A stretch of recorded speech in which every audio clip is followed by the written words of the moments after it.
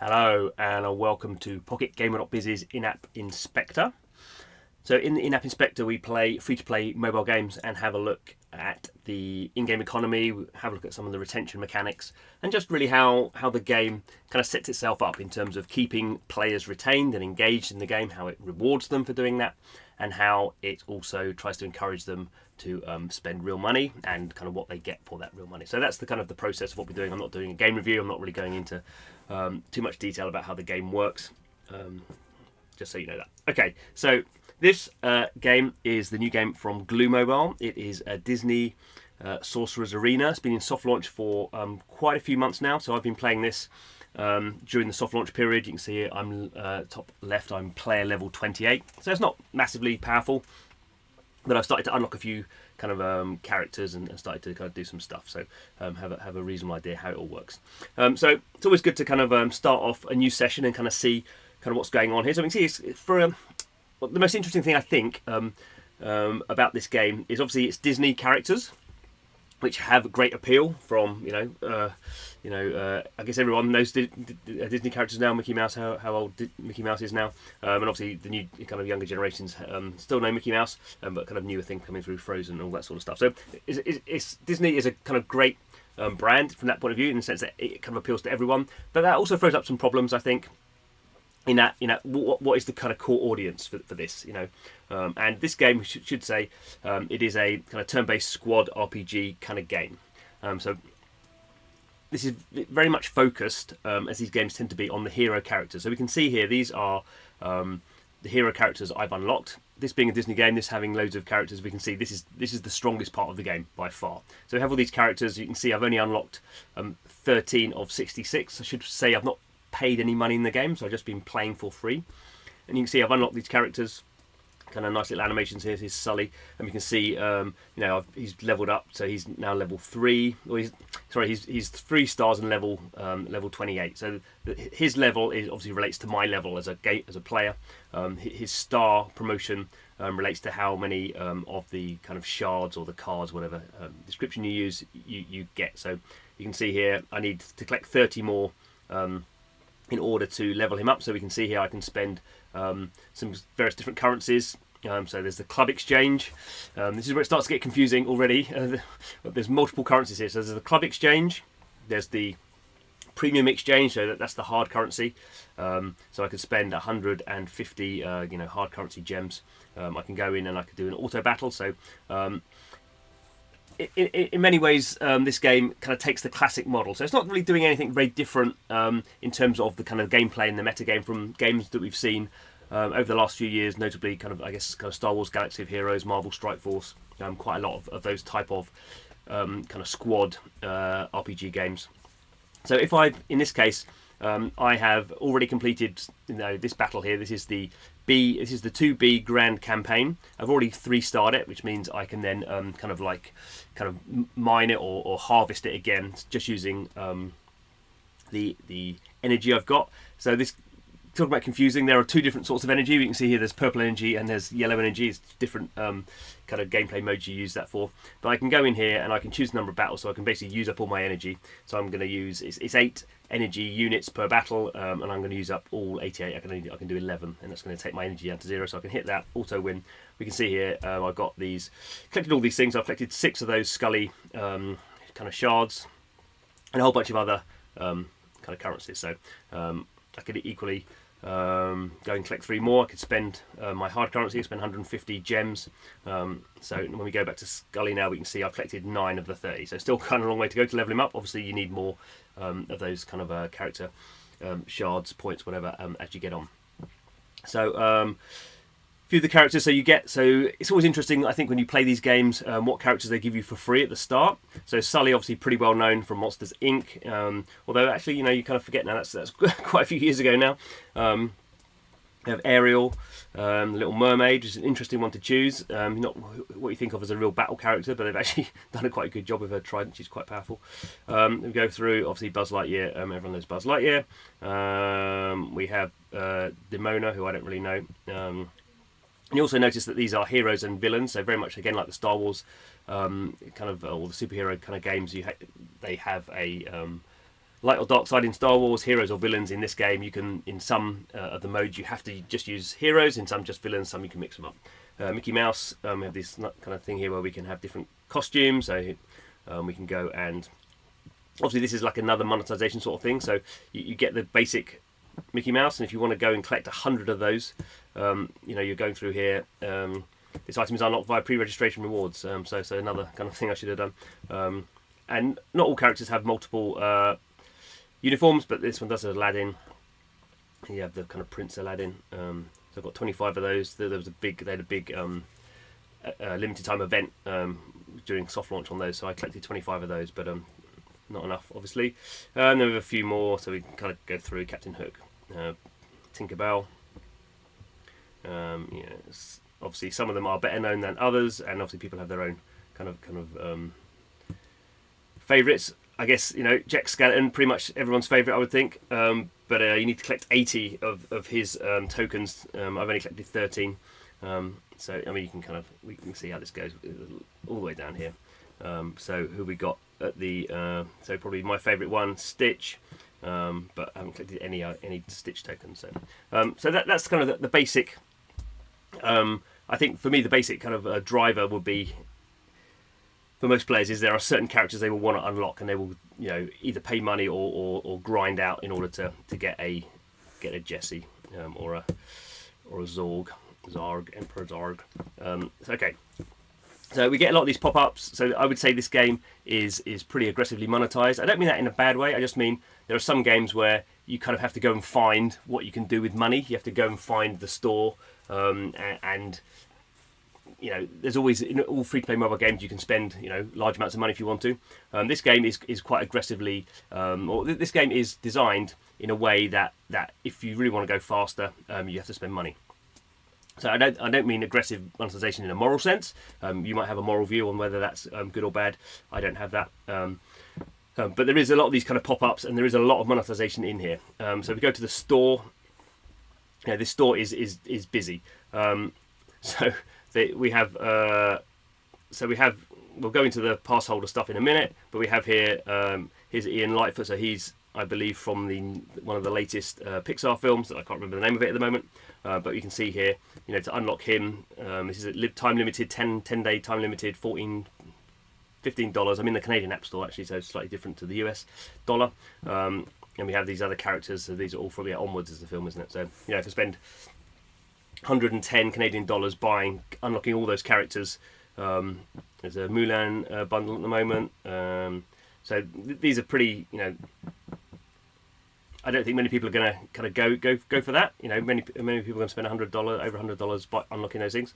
If you're really into the game and you've got $100 to spend, obviously, you will do. But this is only the high level of the store. So we can go down here, and we're going into this is a chest. So we can see here we've got like a loot box going on here. We can see here. Obviously it's a loot box, so it's randomized. So we've got these. If I'm going to spend 3,600 of these gems, which is a lot, how much is that going to cost me? I haven't got enough, so I need to buy some more. So we're going to go into the gem store now. So 3,600 is where I would say that's like, I would need to spend kind of 31 bucks, Canadian bucks, in order to get those. That's I would say fairly expensive. And there's all these other kind of things that unlock different things. So it starts to get very complicated. So we have different chests for different of these kind of offers. So there's the Mulan kind of chest here, and we've got the Onwards chest here, and we have Onwards coins as well. So there's multiple layers of monetization depending on kind of what you want. In some ways this is confusing. In some ways, I guess if you just want the Mulan stuff, it kind of makes it clearer, kind of what you're getting. But in other ways, it is it's kind of a classic kind of retailing thing that the more currencies you have, the more ways the developer has of controlling what they're used for. Another kind of store thing here. So this is first time bonus one. So it's very simple, $8, 8 Canadian dollars, and I get a whole bunch of gems. Actually a pretty good deal. I get 155 free effectively. Pass holder stuff. We'll look at pass holder stuff. Effectively, it's a battle pass. We have a kind of a more standard kind of chest thing here. So in the ultimate chest, again, we kind of see some drop rates here, but this is random. I don't know what I'm going to get.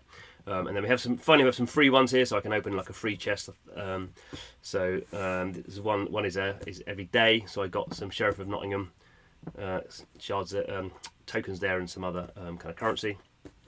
And there's a 4-hour one as well. You don't get so much. You don't get just get something simple there. So yeah, a tiny cinder broom. This is like an item. So we can see here, there's quite a complex thing going on here. We have characters and you have items. I could watch an ad. So I could watch 10 ads a day and get some extra kind of bonus stuff in there. Obviously all random. So that's pretty complicated store-wise. There's a lot to do. Pretty much every time you press on something, you get a kind of pop-up. Obviously, the game's just launched, so they're giving you this 50% bonus thing. This is actually, if you think you're going to play this game, kind of low cost in-app purchases like this at the start of a game are actually pretty useful because they give you a really big boost. The further you get into the game, the less these items will become useful. Also see here, so there's this kind of, this is not done as a store, this is done as an exchange, so you can exchange things. I mean, this is kind of a store in a way, but yeah, I can buy some Tinkerbell tokens or kind of stuff. I mean, I'm not going to go through all this. You can just see this is actually this is the most complicated kind of in-game economy for one of these games that I've seen, and that's kind of interesting, combining it with the Disney franchise, because as I say, although the Disney franchise kind of plays very young and very old, you kind of want to play, I suppose, to an older generation who have credit cards and going to spend money, really, unless you think Pestapal is going to be very, very powerful in this game. But this kind of UI and everything is actually fairly complicated, I would think, for small children to kind of navigate. I mean, I've played with my children, and you have to really, they don't really know what's going on. They like Buzz Lightyear. They want to see Buzz Lightyear, but the game side of it is a bit complex for them. In terms of the gameplay, so we have daily quests. So there's kind of a lot going on here in terms of anything you do, you basically get some. I mean, in a sense, are these rewards worth anything? Who knows? I mean, I'm leveling up slowly. I'm getting all these items, even though I've been playing the game quite a lot. I don't know what all these things do. So there's kind of things, all these things I can do to get more rewards. So the final thing, I guess, pass holder season. So effectively, this game has a battle pass, which is a very popular monetization mechanic now, thanks to Fortnite. Lots of games now have battle passes. Now, what's the point of a battle pass? So a battle pass is a limited edition kind of reward system that any time you play the game, you kind of get some rewards. It's time limited. I'm not sure they do this every month or not. So we got see at the top there. There's 35 days, 19 hours left in this kind of pass holder season, still season 1. And as I do things in the game, I can unlock rewards. But if I actually become a gold pass holder season 1 player, I get these extra rewards. So at level 1, I would get 1 Ian token, I reckon, 1. But if I was a gold holder, I would also get 50,000 gold coins. But in order to become a gold holder, oh goodness, I've lost myself now. Come on. See, the UI is a bit all over the place. Now I have to kind of find out back where I was going.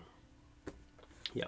So in order to upgrade, so this is going to last until the 1st of May. I will receive access to all Season 1 pass holder gold quests and rewards, and I will actually get some additional bonuses and quests every week. And if I purchase that, that's going to cost me, it's actually not too bad, $15 to gain access to that. And if I think I'm going to play this game a lot, then that probably makes sense. And that's kind of where battle passes kind of work, that they kind of monetize players a bit more heavily than they would otherwise do. So someone starting this game may spend like $5, getting the basic, just seeing how it works. Yeah, spend $5. What do I get? This is kind of asking them to spend, $15 here. I mean, this is again complicated. You have next to it, you have the pass holder gold plus booster. So now we're doubling our price up to $31. I'm actually not going to do that. Let's press on here, so we can see these extra bonuses. We're going to get pass holder experience and all these other tokens and stuff. So it's a way of kind of monetizing people in a way that isn't kind of nickeling and diming them in terms of getting them to spend more and more and more and do more and more in-app purchases. It's kind of like a once a month thing, but equally if people get into the game and you want to play the game, then it's really sensible to buy a pass holder a pass, because that really boosts you, and that's going to boost you for the next kind of month or so. So it's a way, if you have a game that has a kind of fairly broad audience, it's a way of kind of monetizing people who wouldn't otherwise spend very much or anything at all. It doesn't work for all games though. This is the kind of the problem, and normally you have to wait and see kind of what your audience is like and how they're monetizing already. So it's kind of interesting that they've launched with this pass holder mechanic in there. Obviously, the game has been in soft launch for a long time, so they must have some good metrics on that. But it's a little bit of a surprise, I think, that they've gone for this on top of all the other monetization stuff they've got. Just looking at what the inbox is, you can see I haven't looked at my inbox for a while.